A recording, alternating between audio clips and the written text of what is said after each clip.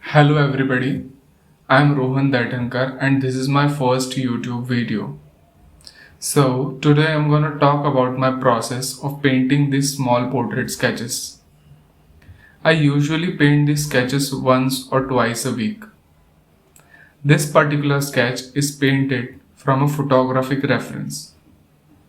I enjoy painting from life as well as from photos, as long as those photos are taken by me and has a conducive lighting situation for painting.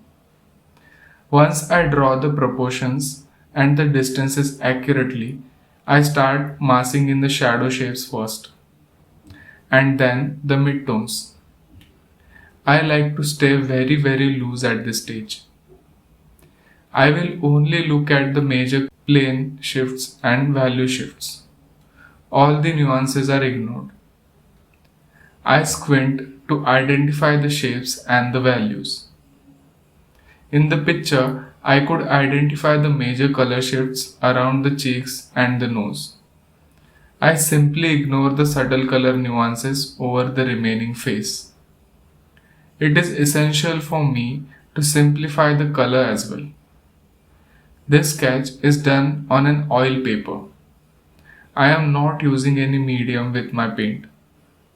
Just a little bit of solvent to thin the paint, but not too much. As you can see, I am using mostly dry brush technique for the blocking. In this 1.5 hour portrait sketch, I am not expecting a very finished result. I am only concerned about the general impression of shadow and the light, as well as the major color shift. At this stage, I am painting small shapes in between major planes in order to turn the form. While adding these dark transitional halftones, I am careful of not over modeling and losing the structure. I am also making sure that there are no light values in the shadow and there are no dark values in the light. Though this is not a rule, but it helps me to separate the shadow and light and keep the illusion of form intact. This is the stage in which I go and correct if there are any mistakes in proportion and the placements. Now I am adding the cooler highlights. If you can notice, I still haven't painted the features like eyes and lips. For many years, I thought that the technical aspects like rendering and proportion are essential for a successful painting. But later on, I realized that it is important what I am painting, whether the pose, lighting situation, and background are making an engaging visual. Am I able to see a painting in it? If I am able to put together a nice setup or choose a beautiful photograph, half the success is guaranteed. When it comes to painting from life and in a group, I was making a very common mistake of sitting too far from the model, from a distance more than 10 feet. I could only see a very tiny face. That's why the painting would turn out very generic.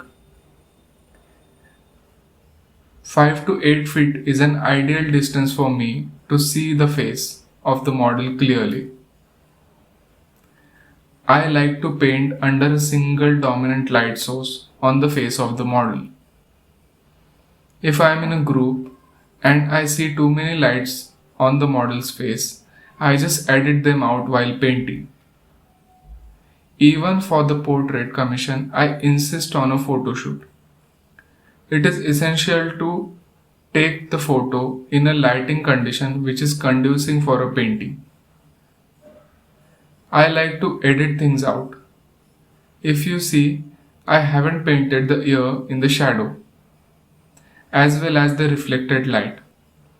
Speaking about the editing, I also chose not to paint the white of the eye because it was just not that prominent. I like painting jewelry in a very simplified manner.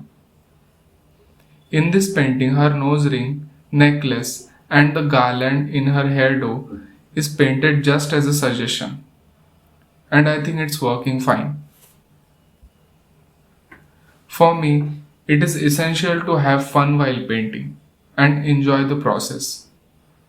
I used to get caught up in trying to find mistakes and getting better at the craft, which is fine. But I think whichever stage we are at, if we practice contentment, we can grow from that energy as well. This positive energy does give enough courage to look into whatever needs improvement later on. If you like this video, do consider subscribing to my channel for more content ahead. I'd like to hear from you, your questions, comments, and complaints. Do follow me on Instagram /Rohan Daitankar. See you in the next video. Happy painting.